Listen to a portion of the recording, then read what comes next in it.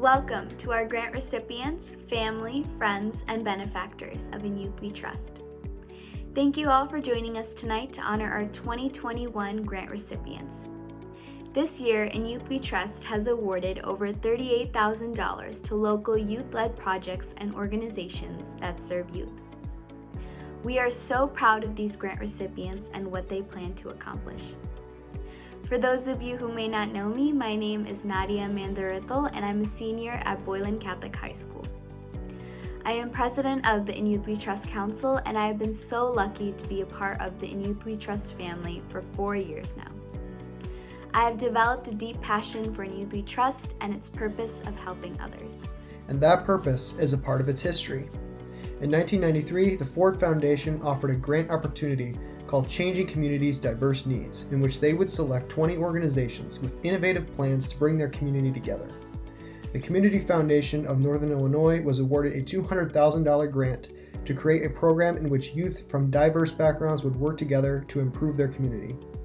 2 years later, in 1995, the In Youth We Trust Council gave its first grants, setting the example for the council that exists 26 years later. My name is Dan Ross, and I am the president of the Community Foundation of Northern Illinois. As some of you may know, I joined the foundation back in the third quarter of 2020. So this has been my first insider experience with our In Youth We Trust program. While I've heard a few things about In Youth We Trust prior to joining the foundation, nothing could have prepared me for getting to witness firsthand the dedication and passion this group of young leaders brought to helping others in our community. This group of students willingly gave up countless hours of their evenings and weekends to ensure that the dollars that were available to grant would be used in the most impactful manner. I don't know about many of you watching this video, but I certainly don't recall being very eager to do much of anything productive on a Saturday morning during high school. But these young adults enthusiastically gave of themselves to improve the communities we call home. As I try to sum up my experiences within Youth We Trust in one word, I keep coming back to hope. Hope for our future as these young leaders realize their potential, and hope for the organizations and individual lives who are touched by the generosity of our donors that made the In Youth We Trust program possible. Thank you so much for joining us today, and thank you to all of the participants. In Youth We Trust is the youth philanthropy program of the Community Foundation of Northern Illinois. And each year this program distributes grants to charitable activities that are driven by and benefit the local youth. Such projects provide a creative solution for a community issue or need, have a clear plan of action, promote collaboration and teamwork, create community awareness of youth issues, and achieve a clearly defined and measurable impact. The decisions regarding these projects are made primarily by the In Youth We Trust Council, which is comprised of local high schoolers who desire to benefit Northern Illinois. This process is done through creating and marketing the grant applications, reviewing the applications, and holding interviews, which each help us determine our final funding solutions. As a 4-year member of In Youth We Trust and secretary of the council, I am proud of the council members and grant recipients who volunteered hours of their time and effort for others' benefit. You are the future of the world, and you play vital roles in the betterment of our community. In Youth We Trust is honored to have contributed to your work as philanthropists and considers you to be brilliant additions to our history. And now we proudly present this year's youth grant recipients. We were very impressed by the passion and drive presented by each of these projects, and we cannot wait to see them come to life. Hi, my name is Maya. Hi, my name is Avery. Hi, my name is Addie. And we are part of the Oregon High School Social Entrepreneurship Program. The Oregon High School Social Entrepreneurship Program just helped our Life Skills program by creating a grant that benefits their latest project, the Trails End Trading Post. The Trails End Trading Post is a tea shop in the middle of Oregon that helps our Life Skill program get jobs right before they go out to the workforce, so they have a little bit more experience in the workforce before they fully put themselves out there. This is extremely important because it's going to make sure that all the money that we make goes straight back to Oregon to helping our community. Our favorite part of this project was getting to meet with the OCEC kids and hear all of their fun and crazy ideas. Overall, we want everyone to know that no matter what idea you have, it's not too big and it's not too small and you can accomplish anything. Thank you! In Life Decisions, I am a part of the Youth Leadership Council. We meet weekly every Friday, and during this particular meeting, we were trying to come up with ways to connect with our community and try to raise funding for ourselves since we are new. So we all threw out our ideas and We all decided that all of these could take place under one huge event, and that is how the idea of the community block party came about. This event is very important to me because I am taking the lead coordinating this event, and I'm just excited to see my vision come to a reality. I'm also excited for the community because this is just going to be an event like a breath of fresh air out of COVID. We were all crammed up and seeing the same people every day, and this is just an event to relax and just enjoy. What I'm most excited for in this community block party is our talent show portion. We are going to be contacting art teachers and music teachers from local schools and to see if their kids want to show off their talents. And for the artists, we are going to put up booths so they can showcase their artwork and locals can bid on them and buy them, and just to support the artists and make them known and seen. I don't like using the word hope, so I'm going to say I know.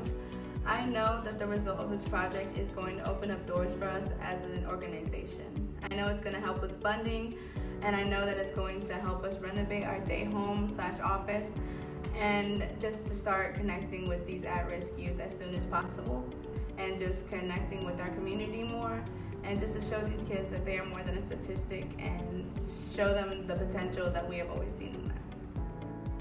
Hello, my name is Yamaya Schlegel. I am one of the 5 members of Parenthood Promise Scholars. Our organization was created to promote education and leadership skills for middle school and high school students in the Ellis Heights neighborhood. The name of our project is Ellis Heights Community Cleanup. The project originated from our group being tired of seeing trash around our neighborhood as we traveled to and from school. So we decided to change that. We take pride in our community and would love to see our residents do the same. My favorite part of the project was the planning portion. Hearing my group members express the different ways they wanted to help our community better was great. My goal for the project is to see community residents come together as not only one to clean up, but to show each other that we can be there for each other as well. The RPS 205 Superintendent's Student Advisory Council, SSAC, is a group of 15 students that meets twice monthly with a goal of encouraging goodwill, leadership, and unity among RPS 205 students and the district. SSAC would like to help purchase, disinfect, and organize supplies and office expenses for fellow students at the Boys and Girls Club of Rockford. Hi, I'm Hannah, and I'm the Student Manager of Business Operations for WINNEBAGO. We're a member of First Robotics, an international nonprofit organization where students are given the opportunity to learn about STEM in a fun and competitive way. Our team is made up of 20 students from Winnebago and Pecatonica High School. In the past year, we realized that our team had the opportunity to educate the community's youth about STEM, but did not have all the tools to do so. With that, we initiated our STEM education project with the goal of upgrading our STEM kits. As a team, teaching youth is important to us because we want to give the students the opportunities to learn about things they may never have the chance to learn about in school. Our goal is to increase the amount of STEM education we do in our community and eventually expand STEM curriculum as well as our team.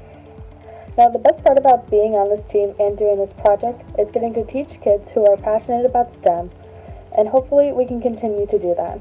With this grant, we have been given the opportunity to purchase different materials such as Spheros, Arduino classroom kits, and more snap circuits to teach kids about different aspects of STEM such as programming, electricity, circuits, and engineering. Hi, I'm Erin O'Gorman. And I'm Bill Vedder, the Superintendent of the Winnebago County Juvenile Detention Center, and we're here to introduce the JDC Book Club that was started by Erin O'Gorman. And this is a small selection of books that we have started with the book club. The idea of the book club came about when one of the minors asked what a book club was, because I talked about it all the time as I'm an active member of a couple other book clubs. And after explaining the idea and what we do and everything, he said, "That sounds like a great idea. Is there any way we can do this here at Detention?" And pulled at my heartstrings, and I said, "Absolutely, we can figure this out." And this is what we've come up with. Fortunately, we've had the support of some great people in the community, and now with the Community Foundation donation of the funds for the book club, we're going to be able to expand this so that more kids can take advantage of it, and that we hope to teach the kids about the fun of reading and also something to do when they're out in the community after they leave detention. Wow, and congratulations to the youth grant recipients. For the first time in our 26-year history, the Council has decided to offer an additional grant cycle for adult-written grants as well. This change was in response to seeing the extreme need in the nonprofit community caused by the pandemic. More specifically, the Council wanted to aid nonprofits who directly serve youth and address additional educational barriers for its students during the pandemic. We are so humbled to see all of the impactful and meaningful work being done by these organizations for youth in the midst of a health crisis. Now, we proudly present this year's adult grant recipients. Hi, my name is John Guth. I'm the Executive Director of the Ken Rock Community Center. I'd like to take this opportunity to thank the Community Foundation and IYWT Trust for the technology grant we received back in January. Something that we haven't been able to do in quite some time. We've had the ability to upgrade our technology for not only the after-school program, but our summer program as well. During the remote learning period from December to March, we realized that we needed to upgrade our technology when some of the children were struggling with some of their issued District 205 Chromebooks. The addition of the 15 Chromebooks will enable our students to do much needed research and have the ability to assist with their homework. Also, we will be able to purchase the necessary software for child care management. The software will do several things. It'll engage parents on daily activities at Ken Rock, including check-in and check-out, parent alerts, see still photos and videos of activities, upcoming newsletters, manage attendance, billing, enrollment, and parental communication all in one place. All this will be at the parents' fingertips at a moment's notice. Thank you again for your commitment to the children of the Ken Rock Community Center. We are more successful with IYWT Trust as an amazing partner. Hello, I'm Nicole Bennett with United Way of Rock River Valley and the director of Move the Middle, an exciting new initiative to keep middle schoolers on track to graduate. And I'm Brittany Lindgren, an achievement advocate. We created a check-in and check-out system as an equitable form of communication with all students, in person or remote. Our hope was to provide social emotional support and identify students who would benefit from outside resources. Through this process, we have been able to communicate with more students than ever through this digital platform. Since the beginning of the school year, we have received 5,234 responses, aiding in referrals to food banks, mental health counseling, guidance counseling referrals, and follow-up with guardians. Thank you, Community Foundation, for awarding us this grant and for your support in helping us move the middle. Thank you. My name is Alexandra Sosa. I am the Executive Director of the Farmworker and Landscaper Advocacy Project, proyecto de ayuda para trabajadores del campo y jardineros. I sincerely want to thank the IYWT Trust from the Community Foundation of Northern Illinois for providing a grant to FLAP for $5,000. With this grant, we are giving immigrant Latin kids school supplies. With those school supplies, they are going to be able to do their homework. Thank you so very much for your support to FLAP. Muchísimas gracias.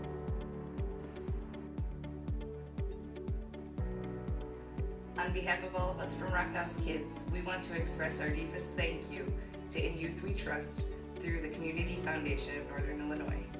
Thanks to your generous funding, we were able to provide COVID supplies for all of our children that attend Rock House Kids. These safety supplies we take very seriously because our children's safety is our #1 priority. The kids that attend come in and they start at our check-in station, which is where I have you here.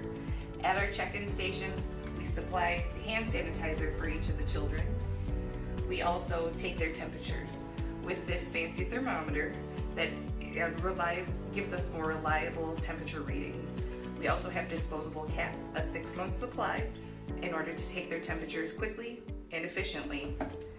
We were also able to purchase hand sanitizing wipes and disinfectant wipes for all surfaces throughout our 19,000 square feet of our building. We were able to purchase the fabric sanitizing spray for our vans because we do provide transportation to a lot of our local kids. We were also able to provide masks.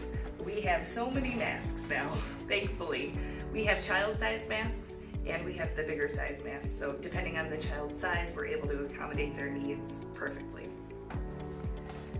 With COVID being an unprecedented situation, we are able to provide these supplies thanks to the In Youth We Trust. We appreciate everything that you were able to provide to us, and thank you so much from the bottom of our hearts, and thank you from our kids. Women Enough Incorporated has provided safe havens and exit plans for over 100 families in Illinois, and more specifically in Boone County, since 2018. The goal is to break the cycle of abuse, educate, advocate, and be a resource to those in their teen stages. Women Enough provides services and programs to assist in self-sufficiency, enhancing self-worth, and sustainability. Staffed with professionals and partnered with organizations to change the narrative of love in stages. Hi, I'm Lori Dayon, Executive Director of Girls on the Run Northwest Illinois, and we were thrilled to receive funding for our COVID safety initiative through the In Youth We Trust program. Like everybody else, we've had to change up how we deliver our program to ensure the health and safety of everyone involved, including our girls, their families, and our volunteer coaches. We created a curriculum that could be delivered virtually if needed, but also had to provide supplies for all of our teams who needed to be on site and in person. This included supplies for each individual girl, a journal, a bag, her own pens and pencils, her own materials, and masks and hand sanitizer for the entire team so that we could create a safe environment for our girls to meet in person. It was critical that our girls do get the chance to meet so that they can learn how to deal with the emotions and challenges that they are experiencing because of all of that has happened through COVID. They're building confidence and connection with their peers, and we couldn't do that without the funding that we received for our COVID Safety Initiative program. So thank you. We'd like to thank all of you for the hard work and determination you've demonstrated not only throughout the application process, but during a trying year. We're inspired by your unrelenting commitment and passion for the region. We can wait to see your projects in action. That concludes all of our grantees for this year. Once again, we were very impressed by these applicants and are grateful for the positive impact these projects will have in the community. Before we conclude our 2021 grants reception, I'd like to give a few thank yous on behalf of the In Youth We Trust Council. First, we'd like to thank the entire Community Foundation. To Dan Ross, Sierra Staley, Sarah Lambert, Joanna Mladic, Beth Thacker, and Annie Hobson. We'd like to thank you for your support and guidance throughout this year. Your dedication has truly inspired us all. Next is to our grant recipients. We were truly so impressed by these projects, and we are so excited to see the impact you make on those you serve. And finally, we'd like to thank all of you, our community who has supported us for the past 26 years. Once again, thank you again for joining us tonight, and we hope you have a wonderful evening.